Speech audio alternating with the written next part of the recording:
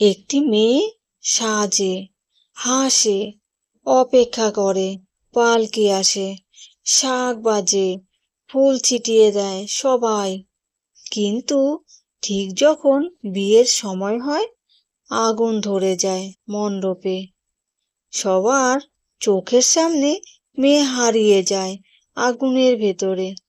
তারপর পরের বছর আবার বিয়ের আয়োজন, আবার সাজে এক নতুন কনে, আর আবার ঘটে একই কাহিনী, একই দিনে। আমি অসীমা, আর আপনি শুনছেন স্বপ্নটা সত্যি। এখানে স্বপ্ন সত্যি হয়, আমি শুধু গল্প শোনাই। স্বপ্নটা সত্যি চ্যানেলে আপনাকে স্বাগতম। আপনি শুনছেন 38 নম্বর এপিসোডে আজকের গল্প অগ্নিবিয়ে। হ্যাঁ, ঠিকই শুনেছেন, আজকের গল্প অগ্নিবিয়ে। পুনরাবৃত্তির শিকার গ্রাম। গ্রামের নাম কালীনগর।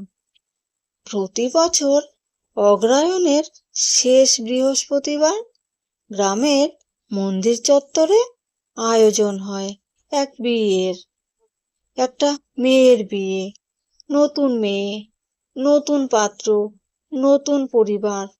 কিন্তু সময় গড়ালেই ঘটে আগুন লাগার ভয়ঙ্কর ঘটনা। এখনো পর্যন্ত 7 বছর ধরে 7টি কনে বিয়ে করতে পারেনি। কারো জামা কাপড় পুড়ে যায়, কারো মণ্ডপে আগুন ধরে যায়, কেউ অসুস্থ হয়ে পড়ে, কেউ নিখোঁজ হয়ে যায়। গ্রামের মানুষ বিশ্বাস করে এক আত্মা বিয়ে সম্পূর্ণ হতে দেয় না। আসলে কি ঘটেছিল? নতুন বছরে শহর থেকে গ্রামে আসে সৌম্য ও অন্বেষা। অন্বেষা সাংবাদিক, সৌম্য ইউটিউব ডকুমেন্টারি বানায়। তারা খোঁজে এই অগ্নিবিয়ের ইতিহাস। তারা জানতে পারে 15 বছর আগে এক মেয়ে রোহিণী তার প্রেমিকের সঙ্গে পালিয়ে যেতে চেয়েছিল, কিন্তু গ্রামবাসীরা ধরার পর তাকে জোর করে অন্য ছেলের সঙ্গে বিয়ে দেওয়া হয়। আর সেই বিয়ের দিনই মণ্ডপে আগুন ধরে যায়। মৃত্যু হয়নি ঠিকই, কিন্তু রোহিণীর দেহ খুঁজে পাওয়া যায়নি। লোকেরা ভাবে সে আত্মহত্যা করেছিল। ছায়ার মণ্ডপে ভয়। অন্বেষা রাতে অনুভব করে কেউ তাকে দেখে। তার বিয়ের কথাও চলছে। গ্রামের এক মেয়ে বিয়ে করবে একই দিনে। হঠাৎ একটা খবর আসে, পাত্রপক্ষ বিয়েতে আসতে রাজি নয় আগুনের ভয়ে। তখন গ্রামের পুরোহিত বলেন, যদি এবার বিয়েটা না হয় তাহলে অভিশাপ থেকে মুক্তি পাওয়া যাবে না। অন্বেষা নিজের চোখে দেখে ছায়ামূর্তি, সাদা শাড়ি, জ্বলন্ত চোখ, ছাই ধরা হাত। সে বলে, তুই যদি আমার জায়গায় আসিস আমি চলে যাব। মৃত্যুর আমন্ত্রণ।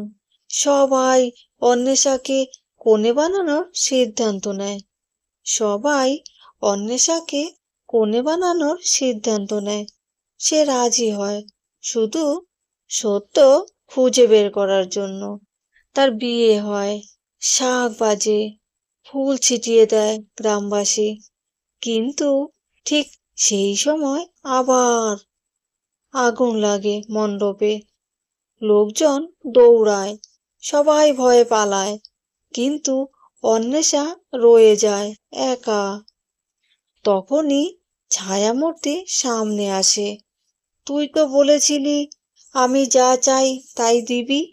অন্বেষা বলে, আমি তোমার সত্যটা বলবো, তোমাকে মুক্তি দেব, অগ্নিপথের মুক্তি। অন্বেষা খুঁজে পায় রোহিণীর পুরনো চিঠি, যেখানে লেখা ছিল সে পালিয়ে যেতে চেয়েছিল, কিন্তু সেই রাতে গ্রামের লোকজনই তাকে হত্যা করে উড়িয়ে দেয়। রোহিণী চেয়েছিল কেউ তার মতো শিকার না হোক। অন্বেষা সেই সত্য প্রকাশ করে সৌম্যর ভিডিওতে। গ্রামের মানুষ বুঝতে পারে তারা রোহিণীর মৃত্যুর জন্য দায়ী। শেষ রাতে রোহিণীর আত্মা আবার আসে, তবে এবার তার মুখ শান্ত। সে বলে, তুই যা বলেছিলিস আমি শুনেছি, এবার আমি যাই। আর তারপর মন্দিরের সামনের শাল গাছ থেকে একটা শুকনো পাতা পড়ে যায়, আর আগামী বছর কোনো বিয়ে ভাঙে না। আচ্ছা, আপনি যদি জানতেন আপনি যে দিনটায় বিয়ে করতে যাচ্ছেন সেই দিন সেই সময় কেউ আগুন হয়ে অপেক্ষা করে আছে, আপনি কি বিয়ে করতেন? কিছু মৃত্যু যেমন অকাল, তেমনি কিছু আত্মা প্রতিশোধ নয়, সত্য চায়। রোহিণী কোনোদিন বিয়ে করতে পারেনি, তবে তার অপেক্ষা, তার ব্যথা শেষ হয়েছে যখন কেউ সাহস করে সত্য বলেছে।